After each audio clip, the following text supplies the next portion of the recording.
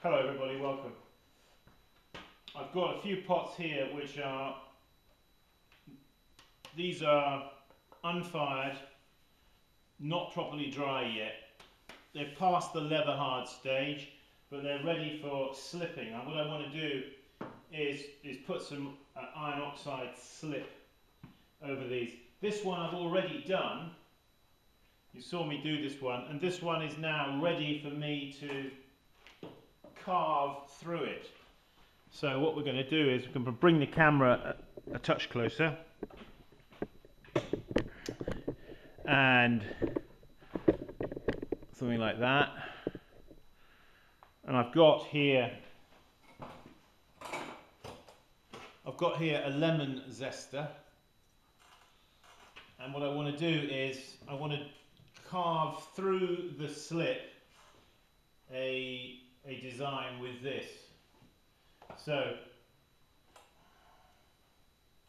I'm hoping that it's at the right stage of hardness. So the thing about doing any kind of decoration is you must not be hesitant, okay? Be confident, be bold. And if you make a mistake, well, so what, you know? You did the best you could. Okay, so I'm going to do a design with this. Let's see.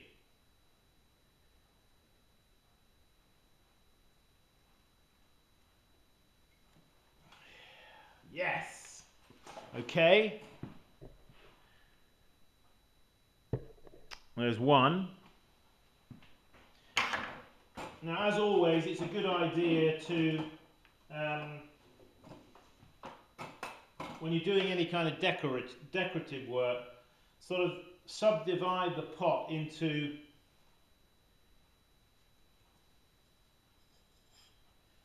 so I'm going to do two more on this pot.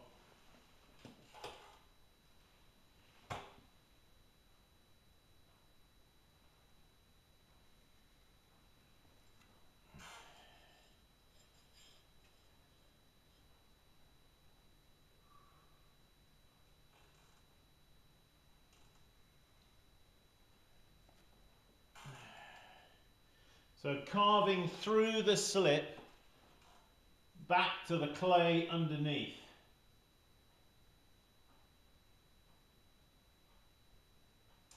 And I think that's all I'm going to do with that pot.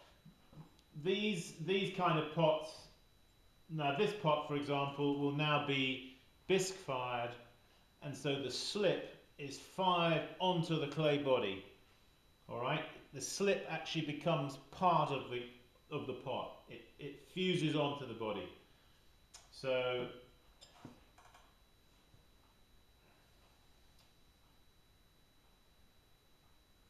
after it's been bisque fired, we're then going to put it's like a white milky coloured glaze over it, and then pack it back in the kiln again to be fired. And what happens is the iron that's underneath the white glaze begins to come through the glaze, you see.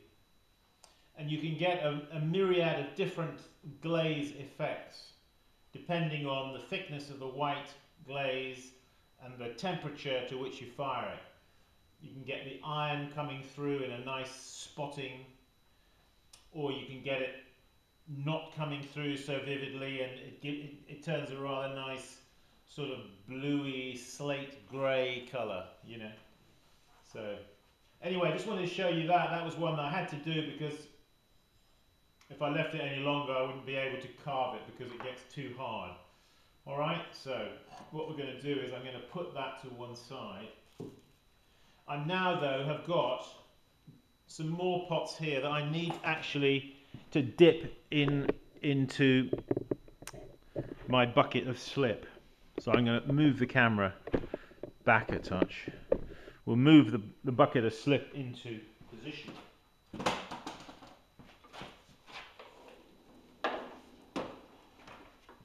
Give it a stir.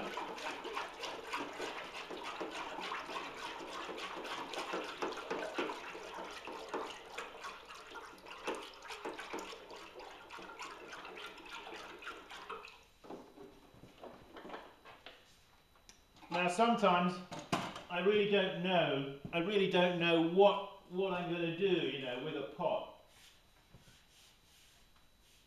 And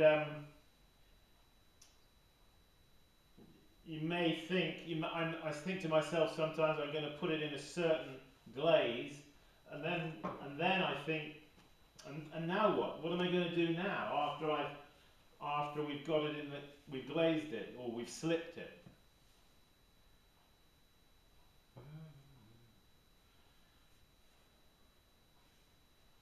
Sometimes it's just enough on its own just to have managed to have slipped it, because it's easy to make a mistake, you know.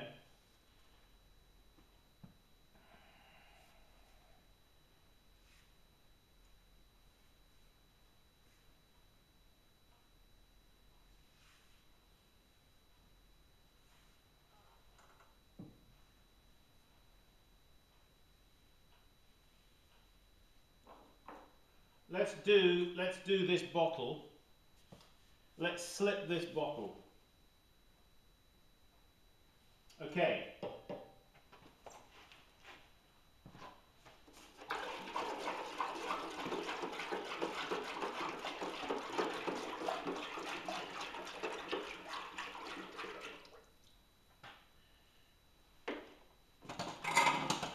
Let's see, are we in the picture?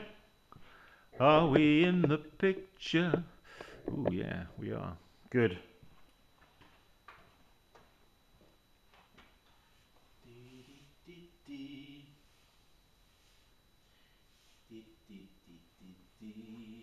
Sometimes it's, you know, this is a fairly full bucket of slip, but you know the pot is also, but as you put the pot in, it displaces and the level comes up, you know.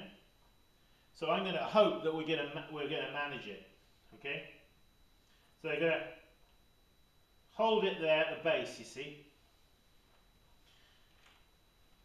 I'm going to dip it first just to get some glaze inside the neck here. And now all the way down. Ooh, it doesn't look like we've got enough glaze. So I'm going to have to turn it, you see, a bit around like this. You see?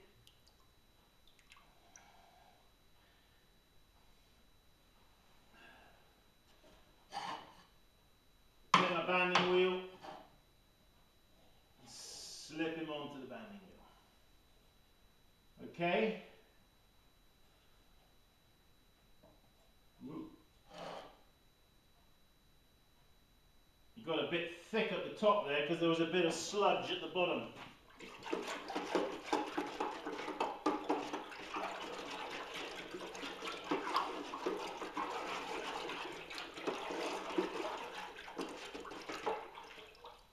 All right.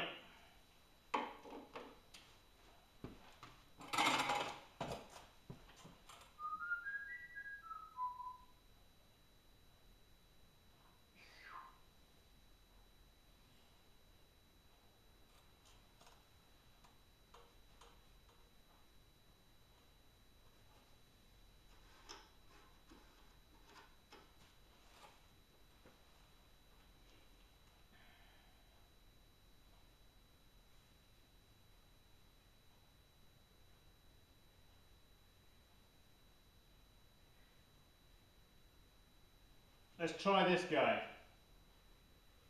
I'm going to invert him and then push him down.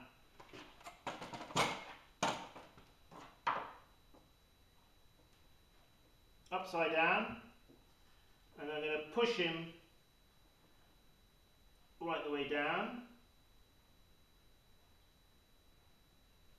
Put my hand there.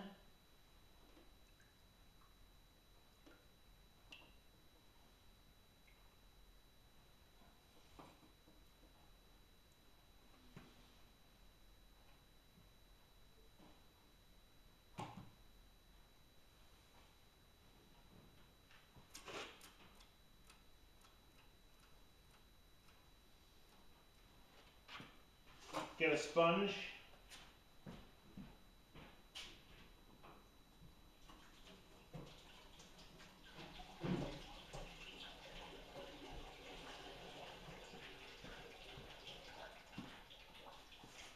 when you put slip onto a pot,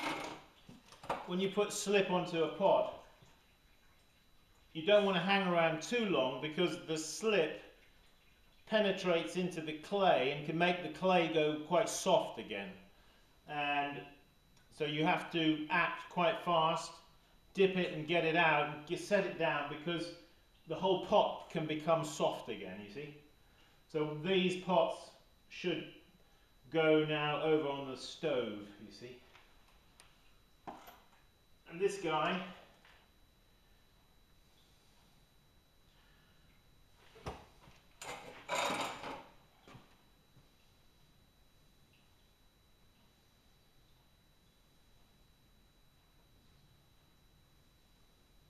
sometimes you have to debate whether you can actually dip it or whether it's better to pour it.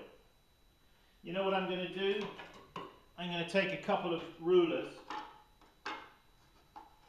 like that.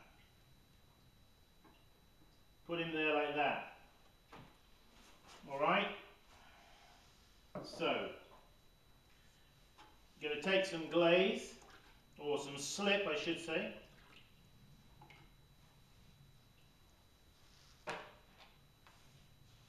Upside down.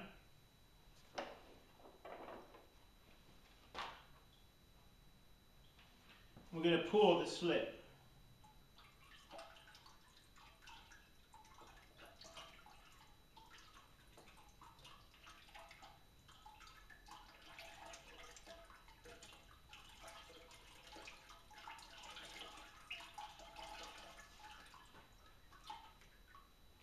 Done. Now I need to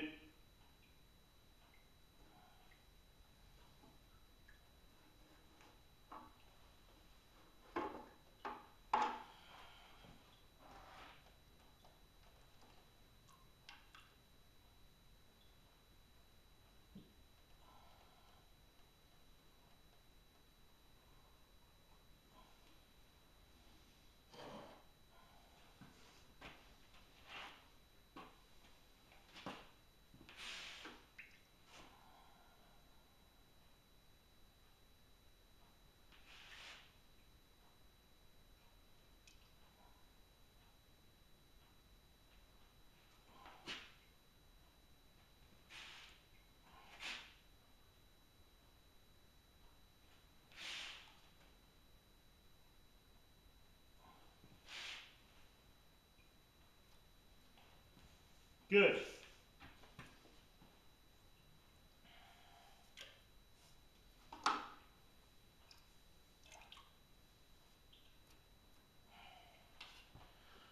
Problem with working with this kind of red slip is your hands, everything has to be washed.